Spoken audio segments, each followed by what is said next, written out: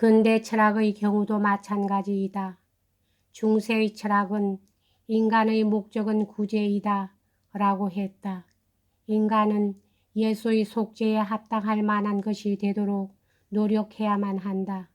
그것에 성공하면 죽어서 천당에 가고 성공하지 못하면 지옥이나 연옥에 떨어지게 된다. 중세 신학은 이와 같이 말했다. 18세기는 이 모든 것을 배척하고 인간은 명백히 동물이며 그 죄도 자유의사의 결과가 아니라 사회의 압력과 조건에 의한 것이라 말한다. 거듭 말하지만 이 결과 숱한 소박한 미신이 허물어졌다. 그러나 이와 동시 그것은 도덕 목적이란 개념도 함께 멸망시킨 것이다. 여기에서 이른바 도덕 문제라는 문제는 죄인은 지옥으로 가기 마련이라는 생각이 버림받은 오늘날에 있어서도 여전히 존재하고 있다는 것, 그리고 도덕 문제란 실인적 생명력의 문제라는 것, 이 두 가지 사실을 합리주의는 간과하고 있는 것이다. 인간은 소보다 한결 생생하다. 소가 나무보다 한결 생생한 것과 같이 인간의 기질은 보다 생생한 힘 혹은 덜 생생한 힘을 당자에게 일으키게 한다. 그는 온갖 관능적 욕구에 몸을 맡겨 떠다닐 수도 있고 소와 거의 다름없게도 되고 자신을 도태하고 두뇌를 써서 보다 고차적인 생활로 자신을 높일 수도 있고 타인으로부터 지도자로 존경받을 수도 있다. 소의 체질은 자기 변경을 용이하게 하는 것은 못되지만 그래도 우둔한 소와 영리한 소가 있음을 낙농가들은 잘 알고 있는 것이다. 나무는 스스로 변화하는 힘을 전혀 갖지 못한다. 따라서 도덕성이란 고차의 생명이 보다 높은 생명을 얻고자 하는 힘인 것이며 죄란 고차의 생명이 동물의 차원으로 표류하는 것이며 그것은 본질적으로 저항이 가장 적은 길인 것이다. 이러한 정의는 키엘케골, 니체, 쇼의 작품 그리고 엘리어트의 작품에도 암시되어 있다. 18세기가 합리주의 사상을 완성시켰을 때 아웃사이더가 실존주의에 의한 반역을 시작한 것이다. 과거의 종교는 너무나 소박했다. 그러나 새로 나온 합리주의 또한 마찬가지였다. 양자는 애당초 분리될 수 없는 것이었다. 고대 인도나 중국에선 위대한 지능과 위대한 종교적 욕구가 동일 인물에 병존해 있었다. 노자, 장자, 만우, 벼사가 그리하였다. 시대의 위대한 예술가가 철학자는 동시에 종교가이며 과학자이어야 함은 자명한 일이다. 과학자는 마치 승려가 양자론을 이해할 수 있게 되어야 하는 것과 같이 종교적인 통찰력을 가질 수 있어야만 하는 것이다. 오늘날 필요한 것은 목적의 개념, 즉 인생의 의미라는 관념이 재생하는 것이며 이것은 곧 실존주의적 반항의 기초가 되는 것이다. 실인적 휴엄이 지적한 바와 같이 중세 교회의 소박한 종교로 환원하는 것은 절대로 불가능한 일이다. 합리주의는 인간의 권위를 신장시켰다. 그러나 동시에 우리의 문명을 난파시키려 드는 여러 가지 문제를 야기시켰다. 여기에서 우리는 아웃사이더와 슈팽글러가 악수하는 지점에 이른 것이다.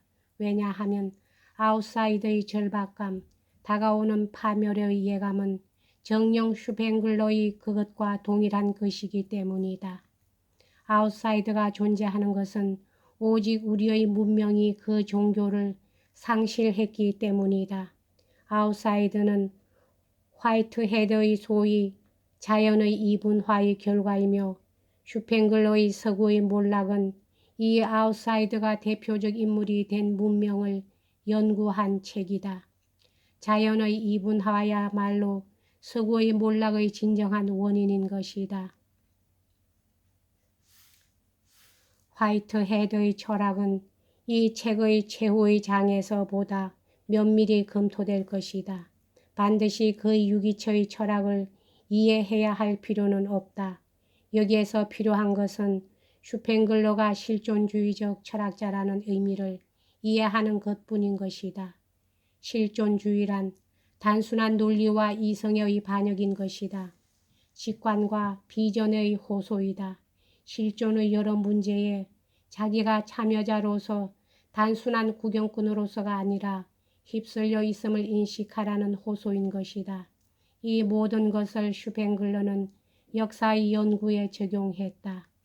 그는 시와 음악을 사랑하고 괴테와 니체를 수없이 인용했고 수학과 과학조차도 보다 큰 비전과 심원한 통찰을 목표하는 인간 정신의 투쟁의 일부로 간주한 것이었다. 그의 역사는 캠브리지 중세사가 갖는 정밀함과 냉철함이 모자란다 할지라도 그의 공헌은 그것보다는 한결 중대한 것이다. 현대의 역사는 붕괴를 향해 움직이고 있다. 우리는 브라우닝의 문법 학자 마냥 새로운 단편적 증거를 쌓아 올리면서 마치 구원의 생명을 갖는 영원한 방관자와 같이 그것을 취급할 수는 없는 것이다. 슈팽글러의 역사에는 의학적인 진단과 같은 성격이 있다. 그는 우리들의 몰락이 불가피하다는 것을 모든 의사가 죽음이 불가피한 것으로 보는 것과 똑같이 인식한다.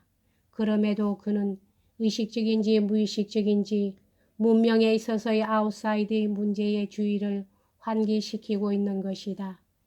그의 역사의 범주 자체가 이 실존주의적 태도를 나타내는 것이다. 역사를 고대, 중세, 근대로 아직도 캠브리지의 학자들이 하고 있는 것과 같이 구분하는 대신 그는 아폴로적, 마귀적, 파우스트적의 산문화로 분할한다. 현대는 파우스트적 시대이다. 괴테가 창조한 대아웃사이더의 이름을 그가 서구의 상징으로 택한 것엔 깊은 의의가 있다. 괴테의 파우스트에는 자연의 이분화, 즉 지능을 과학과 예술로 이분한 문제가 고스란히 요약되어 있다. 이 시편의 발단에서 파우스트는 현대 세계가 서 있는 바로 그 자리에 서 있다. 그는 과학의 방법을 그 끝장까지 추구했다. 철학, 의학, 법률을 습득했지만 그래도 자기는 이전보다 현명해진 것이 아니다 라고 고백한다. 여기까지 하겠습니다.